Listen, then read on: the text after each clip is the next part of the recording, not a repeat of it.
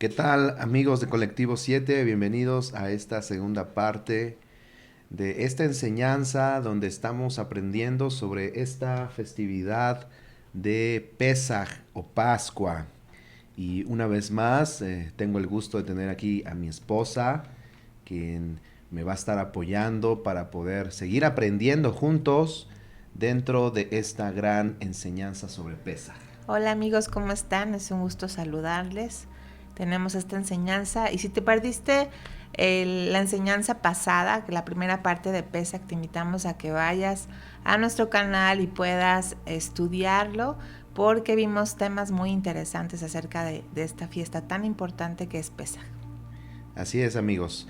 Necesitamos que si no te has suscrito te puedas suscribir al canal y puedas unirte a esta comunidad de Colectivo 7 y seguir aprendiendo de la palabra. Bien, yo quisiera en este tiempo que platicáramos sobre tres mitos que son muy comunes alrededor de la fiesta de Pesaj.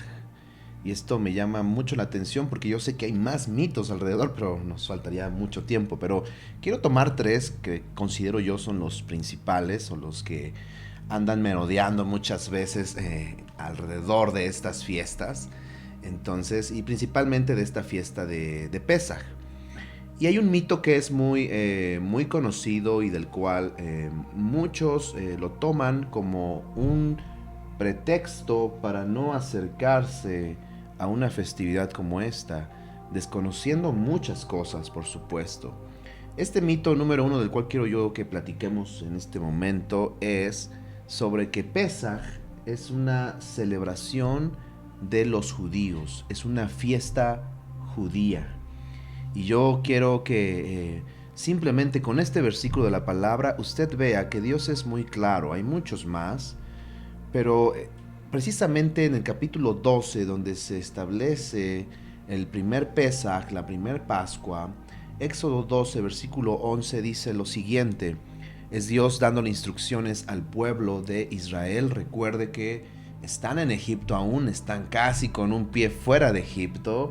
Está el 10º juicio, la 10ª plaga, la muerte de los primogénitos está a punto de pasar.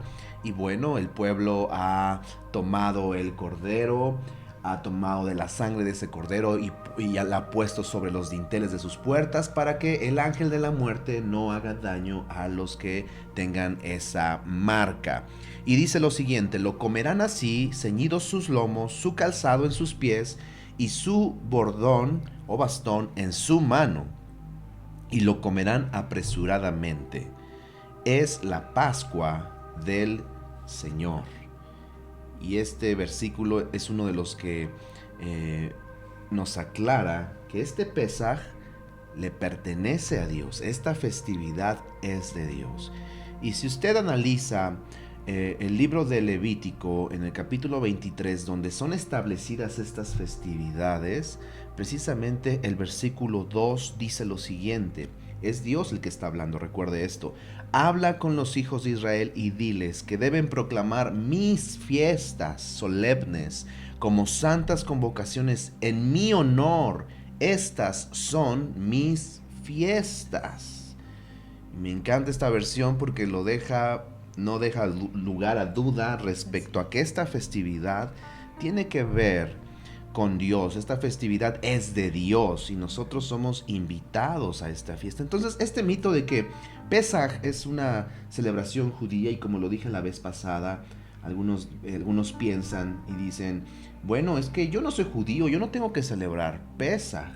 Pero en realidad no necesitas ser judío. En realidad, si eres una persona que obedece la palabra de Dios y que la guarda, te vas a encontrar con que, por ejemplo, esta fiesta es un estatuto perpetuo para todas nuestras generaciones. Y eso más adelante vamos a hablar acerca de ello, pero sin lugar a dudas es algo que estaremos celebrando. Y por ejemplo, en el Evangelio de Lucas, capítulo 22, versículo 19, dentro de esta celebración, este último Pesaj o Pascua de Yeshua con sus discípulos, dice lo siguiente: que él tomó el pan, Yeshua, y dio gracias, lo partió y les dio diciendo: a sus discípulos: esto es mi cuerpo que por ustedes es dado.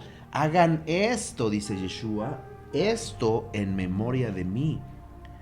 Ningún teólogo puede refutar que lo que Yeshua está practicando en este momento, bueno, en esta lectura, es Pesaj. Está celebrando Pesaj con sus discípulos y les pide que hagan esto y que lo hagan en memoria de él.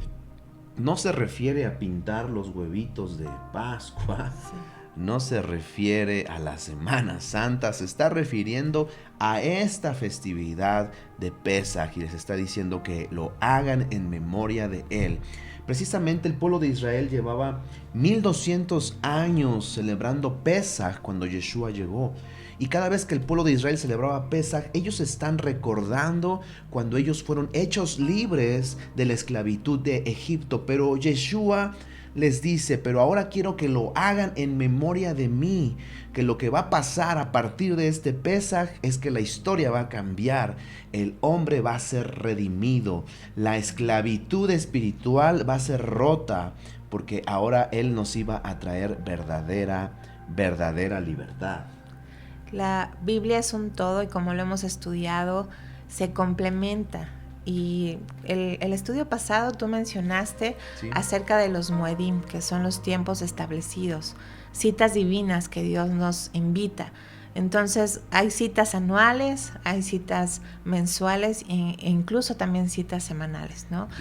Diarias también. Entonces todo apunta a Yeshua. Si vemos la Biblia menciona y puede estar escondido ahí el mensaje de salvación en cierta historia del Antiguo Testamento, que ahorita vamos a ver esas similitudes, esas conexiones que Dios nos revela esos detalles hermosos, y podemos verlo el primero en el Arca de Noé. El Arca de Noé sabemos que aparentemente pues se vino un juicio, no aparentemente, se vino un juicio porque había demasiado pecado, realmente la gente se estaba corrompiendo, y este juicio viene a este mundo, y el Arca de Noé es el único medio de salvación. Así que es enviado Noé para que construyera esta arca. ¿Y por qué vemos esa similitud? Vemos algunos detalles en el arca que, por ejemplo, tenía el arca una puerta, solamente una puerta, de lado en un costado, y esa puerta también la podemos ver en la muerte de Yeshua. Cuando Yeshua es traspasado, esa herida en su costado, le salió sangre y agua, y justo esos detalles nos revelan mucho. Es una enseñanza preciosa que nos dejan claro que Yeshua derramó hasta la última gota de sangre. Esa es una similitud en el arca. Ahora también vemos que el arca está cubierta con brea, dice la palabra. Y esta palabra brea viene de la palabra kafar, que significa cubrir o perdonar. Entonces también vemos que la cruz donde Jesús murió, donde Yeshua murió, estaba cubierta con esa sangre y estaba cubriendo nuestros pecados, estaba perdonando nuestros pecados, y desde ahí se empieza a ver el plan de salvación, el plan de redención, como mencionabas hace un momento. Cuando vemos la puerta también del Éxodo, cuando salen de Egipto, el pueblo de Israel, de este primer Pesaj, vemos también que se tenía que rociar el dintel de la puerta con sangre. Entonces da la forma de una letra, lo mencionamos la clase pasada, de esta letra Tav, que tiene un significado muy especial, que significa el pacto con Dios. Esta letra Tav también, en su manera antigua de escritura, tenía un símbolo de cruz. Entonces hasta en eso ahí está plasmado Yeshua en el plan de salvación, haciendo pacto con nosotros. Me parece muy bien, increíble cómo se conecta toda la escritura, la unidad de la Biblia. Y esto es algo que usted debe de aprender. No podemos simplemente tomar una parte de la Biblia, es decir, el mal llamado Nuevo Testamento, solamente basarnos en eso. Si usted está interpretando el Nuevo Testamento sin conocer los fundamentos que hay en el Tanaj o en el Antiguo Testamento mal llamado, está perdiéndose de la perspectiva completa, porque la Biblia es una sola y es precisamente el apóstol Pablo, que nos recuerda que toda la escritura es inspirada por Dios. Pero hablemos del mito número 2. Este mito número 2 tiene que ver con que los creyentes en el Nuevo Testamento no celebraban las fiestas o no observaban Pesaj, no lo guardaban, dicen algunos. Y esto es muy claro, que algunos tomen esto como un pretexto sacado totalmente de contexto, porque si no conoces el fundamento, por supuesto que no vas a ver las fiestas en el Nuevo Testamento, porque no conoces el fundamento que está en el Antiguo Testamento. Y esto es muy interesante. Por eso hay que estudiar la palabra con seriedad. Y es el mismo apóstol Pablo que nos dice que seamos unos obreros, que nos presentemos de una manera aprobada delante de Dios y que trazamos correctamente la escritura. Y eso es algo que nos gusta hacer aquí en Colectivo 7, trazar correctamente la escritura y quitar de nuestra mente toda esa mentira heredada que muchas veces hemos venido arrastrando dentro del cristianismo, y que buscamos quitarnos esos lentes occidentales y tener una perspectiva bíblica, tener una perspectiva con el contexto cultural, geográfico y lingüístico, el cual nos ayuda mucho a tener una cosmovisión bíblica, eso es muy importante. Entonces, alrededor de este mito, pues algunos utilizan pasajes sacados de contexto para decir que los creyentes en el Nuevo Testamento, que la iglesia primera en el Nuevo Testamento no celebraba ya las fiestas, lo cual eso es una mentira, porque es el mismo apóstol Pablo el que nos dice en 1 Corintios capítulo 5 versículo 8, escuche esto. Y yo sé que algunos creyentes tienen al apóstol Pablo en un pedestal porque ellos juran y perjuran que el apóstol Pablo siempre estuvo en contra de la Torá, en contra de la ley. Pero usted, si ha estado en los círculos de estudio, hemos tomado varias semanas para estudiar algunos escritos del apóstol Pablo, el cual es de los más difíciles de interpretar, y mucho más si no tienes el contexto de la escritura correcto. Entonces lo hace muy, muy complicado. Pero el apóstol Pablo le dice a la iglesia en Corinto, en 1 Corintios 5:8, dice: así que celebremos la fiesta.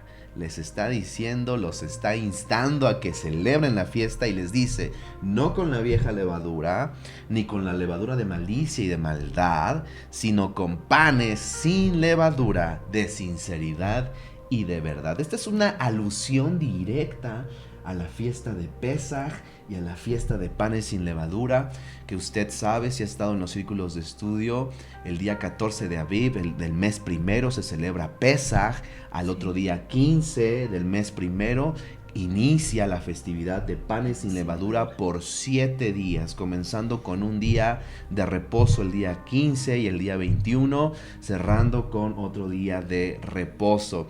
Y precisamente es una alusión directa a la que el apóstol Pablo nos está diciendo aquí. Y precisamente la iglesia de Corinto, dentro de sus excesos, porque es famosa por eso la iglesia de Corinto, el apóstol Pablo los llama a la prudencia, porque muchos abusaban del vino dentro de estas festividades, y les dice: quiero que lo hagan con sinceridad y que lo hagan de verdad, que tomen en serio esta festividad, en algún sentido lo está diciendo, para que no abusaran del vino. Pero si Pablo no creyera en Pesaj o no celebrara Pesaj, no les estaría diciendo que celebraran la fiesta, por supuesto. Y hay muchos más versículos, por ejemplo, Hechos 18:20 dice: los cuales le rogaban que se quedase con ellos por más tiempo, mas no accedió el apóstol Pablo, sino que se despidió de ellos diciendo: es necesario que en todo caso yo guarde en Jerusalén la fiesta que viene, pero otra vez volveré a ustedes si Dios quiere, y zarpó a Éfeso. Bien, esto nos queda muy claro, y hay más versículos al respecto donde Pablo es celoso de la Torá, es un hombre que guardaba y celebraba las fiestas. Él no podría estar hablando en contra de la Torá. Y relacionándolo con esto, vemos en Pesaj 2 elementos muy importantes que lo mencionabas ahorita: el vino, y el otro elemento es el pan. Y Yeshua, cuando celebra Pesaj con sus discípulos, está sellando un nuevo pacto. ¿Por qué nuevo pacto? Recordemos que cuando el pueblo de Israel sale de Egipto, va al desierto y llega al monte Sinaí, es ahí donde Dios le da su pacto, le revela su pacto al pueblo de Israel. Y el pueblo de Israel se compromete a obedecer y dice, sí, haremos y obedeceremos, pero ¿qué fue lo que pasa? Pecan y realmente construyen el becerro de oro, y es ahí donde Moisés rompe las tablas y se podría decir que se pierde ese pacto, pero para eso vino Yeshua, para venir a sellar con su sangre ese nuevo pacto. Yeshua mismo, cuando está cenando con sus discípulos, levanta la copa y dice, esta es mi sangre. Y también pues levanta el pan y dice, este es mi cuerpo, y pone los elementos para sellar el segundo pacto.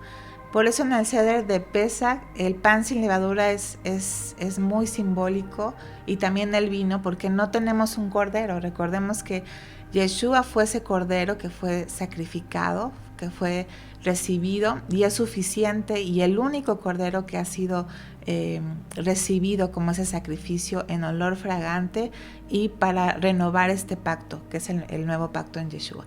Entonces, algo muy particular que de estos elementos que también quisiera resaltar, el pan con levadura, su nombre en hebreo es lehem, y el pan sin levadura es matzah. Ahora, el vino lo vemos representándolo en las escrituras, en la Biblia, sellando los pactos. ¿Y cuándo fueron revelados estos dos elementos tan importantes como son el pan y el vino? Lo vemos también en el lugar de nacimiento de Yeshua, en Belén. En hebreo se llama Betlehem, y significa exactamente eso, significa la casa del pan. Entonces vemos en Belén también tiene otro nombre, que es Éfrata, y su significado tiene que ver con fructífero y tiene que ver también con el fruto de la vid. Entonces ahí vemos desde el nombre del nacimiento, del lugar de nacimiento de Yeshua, vemos ahí plasmado el pan y el vino. Yeshua nació en Belén de Éfrata, el lugar del pan y el vino. No es una coincidencia, nada que ver con eso. No, la Biblia, como lo mencionamos, es un todo. Y él mismo se identificó como el pan vivo que descendió del cielo. Él iba a nacer en la casa del pan. Así es impresionante cómo Yeshua cumplió a cabalidad, a totalidad los detalles que en el Antiguo Testamento fueron dictados, y cómo él vino a darles cumplimiento, que es algo muy, muy interesante. Y lo decíamos la semana pasada sobre esta palabra cumplir en griego, que es plerú, es darle su máximo propósito, su máximo nivel de interpretación a la palabra, lo cual es increíble. Veamos por favor ahora este mito tercero alrededor de la fiesta de Pesaj. Este mito tercero tiene que ver con que si Yeshua ya hizo Pesaj, o él es el Pesaj, yo ya no tengo que cumplir con Pesaj porque él ya lo cumplió. Y dentro de la lógica, pues si pudiéramos aplicar esa misma lógica al resto de los mandamientos, usted se dará cuenta que es algo errado. Si decir que Yeshua ya amó, yo ya no tengo que amar porque él ya cumplió los mandamientos. ¿Se dan cuenta? Eso es muy ilógico. Y precisamente el cumplir no tiene que ver con desaparecer, el cumplir no tiene que ver con destruir.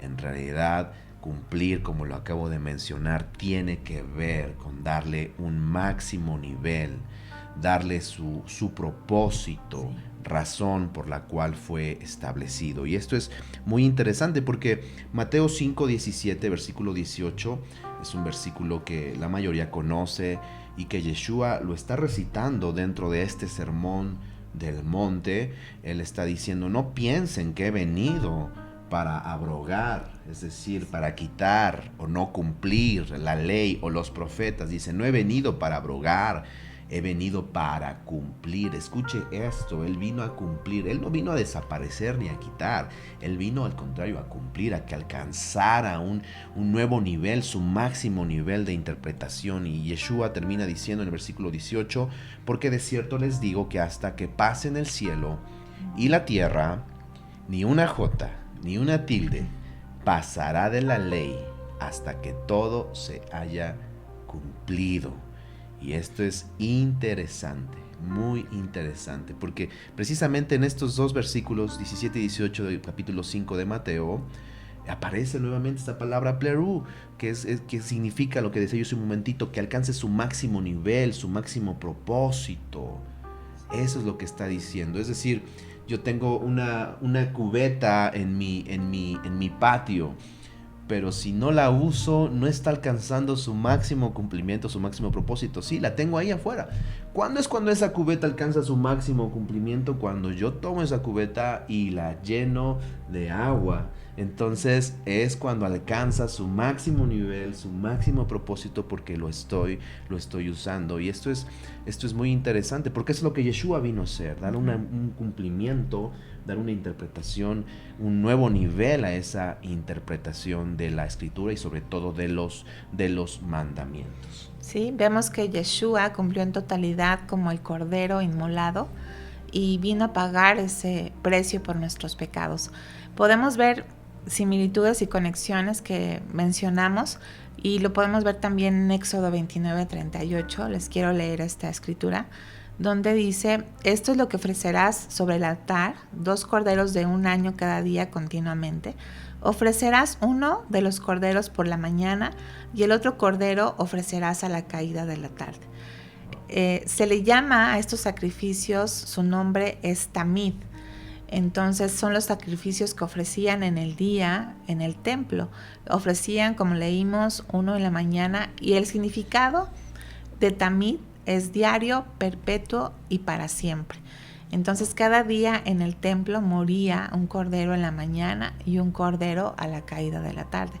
El primero moría a las 9 de la mañana, y eso es un dato muy particular, que es la hora tercera del día, y con la muerte, bueno, sonaban las trompetas, se abrían las puertas del templo, y a la hora novena, que más o menos son las 3 de la tarde, se sacrificaba el cordero de la tarde. Entonces, ¿qué tiene que ver esto con el sacrificio de Yeshua, con la muerte de Yeshua? Tiene que ver mucho, porque justo fue crucificado Yeshua a las 9 de la mañana y su muerte fue a las 3 de la tarde. Entonces, ahí vemos claramente que ya estaba Yeshua plasmado como nuestro Tamid. El Mesías iba a hacer ese sacrificio, y como le mencionamos, el Tamid significa diario, perpetuo y para siempre. Esa salvación es para siempre, y Yeshua, como nuestro Tamid, murió una vez, pero sigue presentándonos a nosotros, intercediendo por nosotros a la diestra del Padre, y presentando también delante de Dios a todos los que creemos en ese sacrificio. Entonces no solamente se queda ahí su muerte y su resurrección, sino que es eternidad para nosotros que creemos en esa redención. Qué interesante. Y sé que hay muchas más conexiones, similitudes que Yeshua llevó al cumplimiento, y que me gustaría que tomar los próximos minutos para encontrar más de estos similitudes y conexiones, y yo sé que tiempo nos faltaría porque son muchas. Dice Juan capítulo 19 versículo 31. Dice aquí: entonces los judíos, por cuanto era la preparación de la Pascua, a fin de que los cuerpos no quedasen en la cruz en el día de reposo, y dice entre paréntesis, pues aquel día de reposo era de gran solemnidad, rogaron a Pilato que se les quebrasen las piernas y fuesen quitados de allí. Yeshua muere precisamente en el día de Pesaj.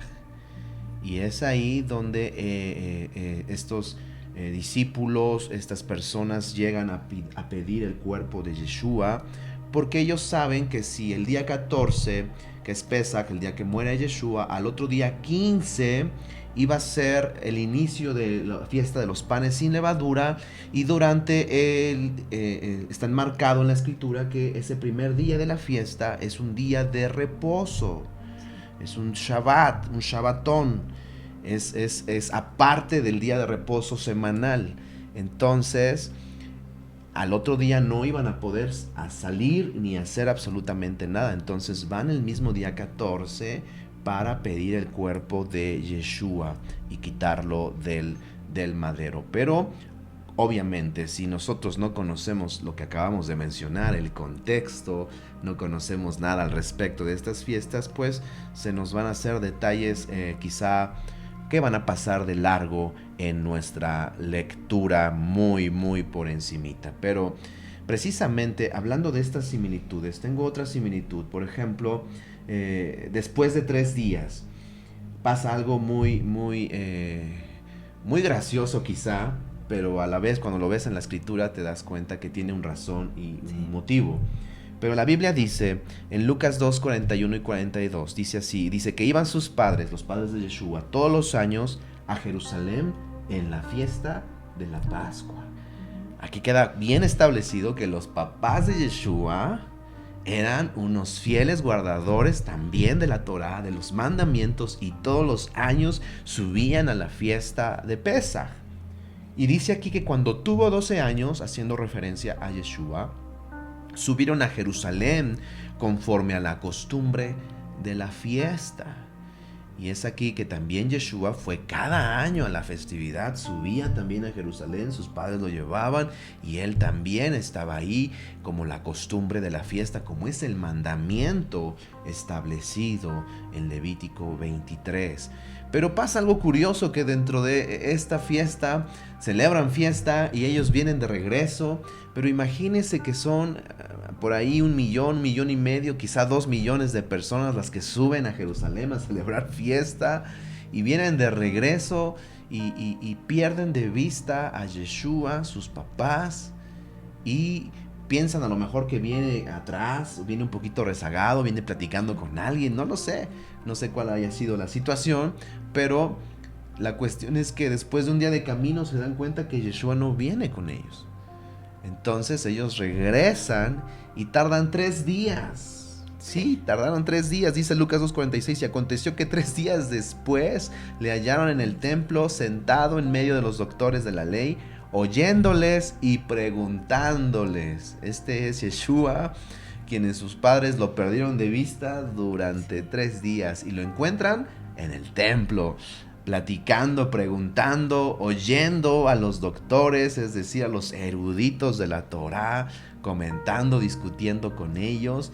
Y esto es una señal que está apuntando directamente hacia su resurrección, sí, porque Yeshua iba a desaparecer 3 días, el 3 días estuvo muerto, pero él iba a volver de la muerte. Qué hermoso se revela la palabra de Dios, y esos detalles de verdad nos enriquecen y nos ponen esa profundidad de la palabra que solamente Dios nos revela. Es hermoso contemplarla. Y uno de los elementos de Pesaj que tiene que ver con lo que estás mencionando de la resurrección de Yeshua es el afikomen. El afikomen es un pedazo de matzá. Ya mencionamos que el matzá es un pan sin levadura. Y bueno, se apartan 3 pedazos, y uno de ellos es el que se guarda y se esconde. Se envuelve en un lienzo blanco y se va y se esconde. Y esa es una tradición que las familias lo hacen, y bueno, ya los niños van a buscarlo. Es parte del Seder de Pesaj. Y bueno, ¿qué tiene que ver con la muerte y resurrección de Jesús? Ya lo mencionó mi esposo hace un momento, que justo es Yeshua, es esa parte dulce. Algo que tiene que ver el significado de afikomen es lo que viene después, y se utiliza como postre. Justamente con la ensalada que se prepara jaroset, se come con el matzá, y ese afikomen también se come como postre. Entonces, Yeshua es nuestra parte dulce, porque dice su palabra que vamos a estar con él y reinaremos por la eternidad. Y después de todo el sufrimiento que pudiéramos tener en este mundo, tenemos la esperanza que un día estaremos con Yeshua, reinando, y para siempre estaremos en la presencia de nuestro Dios. Entonces, como lo mencionamos, el afikomen se envuelve en el lienzo blanco, y recuerden que está guardado, está escondido, y se recupera de alguna forma. Y vemos que el cuerpo de Yeshua también se envolvió en un lienzo blanco y fue colocado en la tumba. Bueno, él resucitó, y en la cena con los discípulos Yeshua dice: tomó el pan y dijo, este es mi cuerpo que por vosotros es partido. Entonces ya estaba ahí plasmado este elemento tan importante y muy particular que cada Seder de Pascua lo tenemos ahí, pero ahí está identificado también Yeshua como ese aficomen de Pesaj. Y es muy interesante recordar que son esos 3 días que Yeshua ya había anunciado y que incluso él menciona como la señal de Jonás, así como Jonás estuvo 3 días en el vientre del gran pez, así el Hijo del Hombre va a estar 3 días sepultado. ¿Y por qué 3 días? ¿Por qué no 2? ¿Por qué no 4? Fíjese que según los historiadores, entre ellos Flavio Josefo, menciona que los judíos creían que después del tercer día el alma de una persona era quitada, entonces era declarada oficialmente muerta. Y Yeshua hasta en esos detalles les llevó a que ellos pudieran corroborar que realmente él murió, porque Yeshua realmente murió, pero también realmente resucitó y se levantó de la muerte. Y precisamente cumplió también hasta con esos detalles o situaciones que en su momento ellos creían. Ahora, hay un detalle más que me gustaría mencionar para que yo ir cerrando en este asunto. Dice Juan 12:1. Escuche, yo quiero cerrar con esta similitud. Dice, 6 días antes de Pascua vino Yeshua a Betania, donde estaba Lázaro, el que había estado muerto, a quien había resucitado de los muertos. No pierda detalle, nos está mencionando que son 6 días antes de Pesaj que Yeshua viene a Betania. 6 días antes de Pesaj, si usted hace la cuenta, si Pesaj es el 14, 6 días antes es el día 9. El día 9 Yeshua viene a Betania a ver a Lázaro, su gran amigo.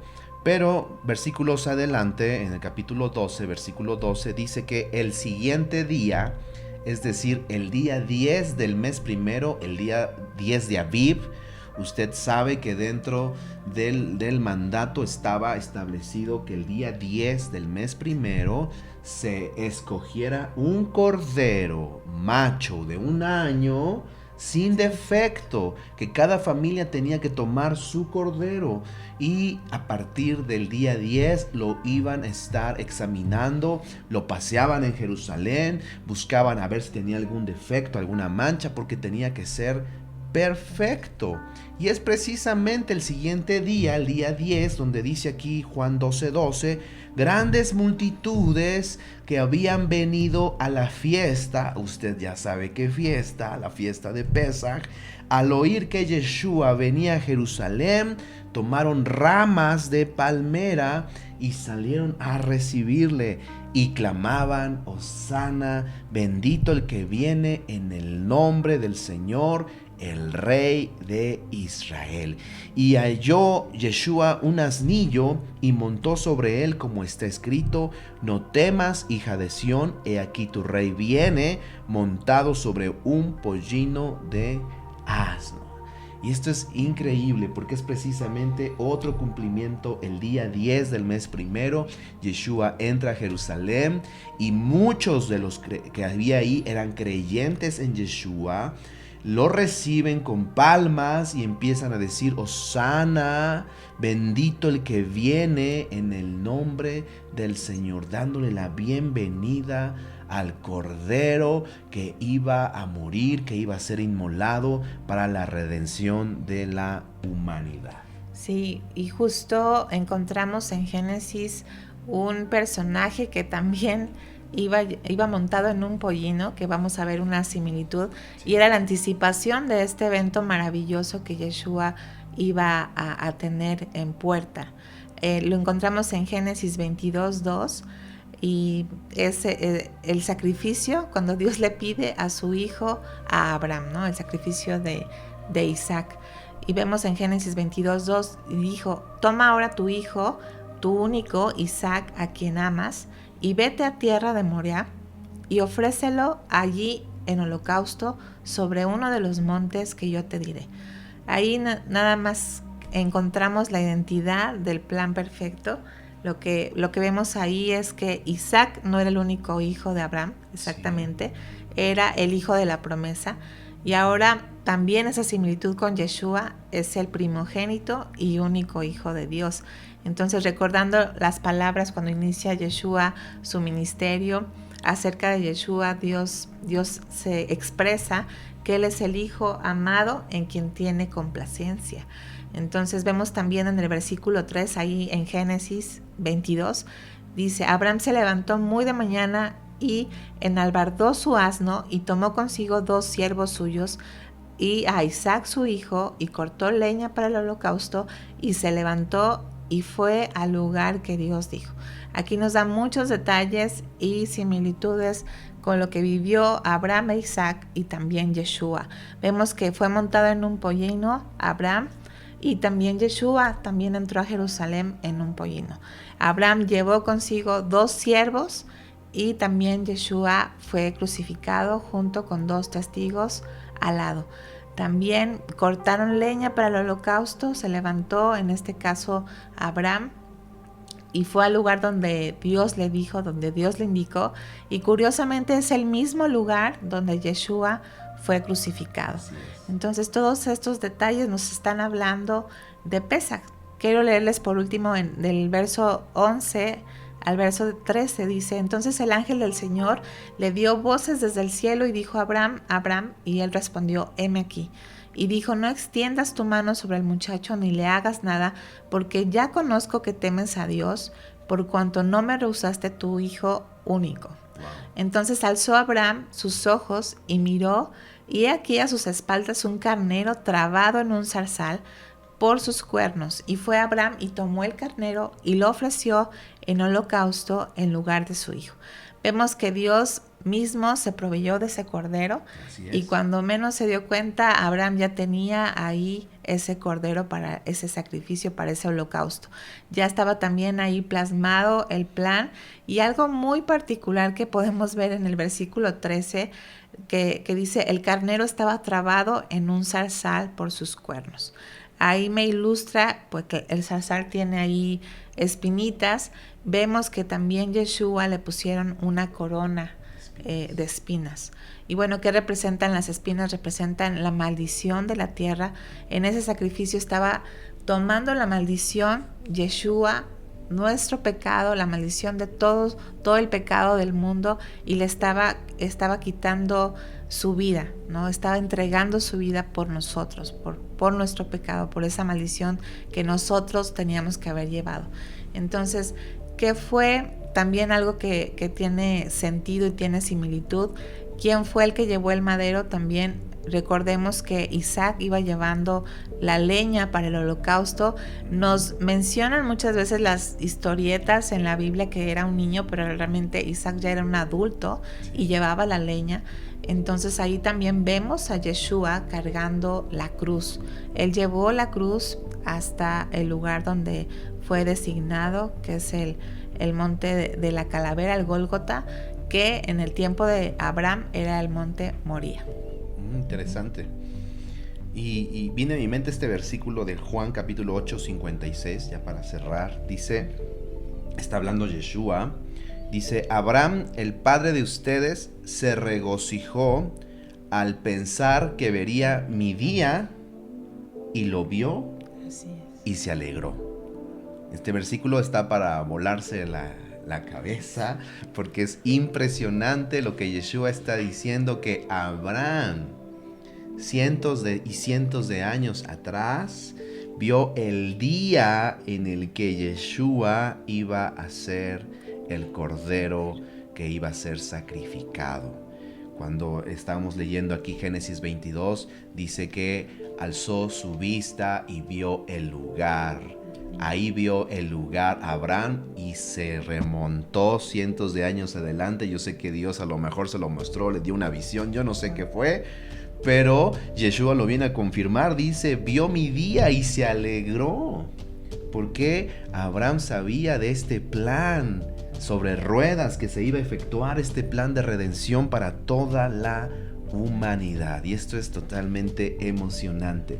Así que mis amigos, queremos exhortarlos, animarlos a que puedan sentir este deseo en su corazón de cada vez hacer cosas bíblicas, de forma bíblica. Eso es lo que estamos buscando, regresar a la enseñanza sana de la palabra de Dios y quitar todas esas mentiras que hemos heredado y que venimos arrastrando, volvernos a la esencia de la palabra de Dios, solo la palabra de Dios. Así que les mandamos un abrazo y gracias por seguir esta transmisión. Gracias a todo el equipo de producción que nos apoya para la edición y grabación de todos estos videos, esperando que Dios pueda bendecir y multiplicar cada uno de sus hogares. De verdad les amamos y esperamos que tengan un excelente tiempo de celebración delante del Señor. Shalom. Shalom.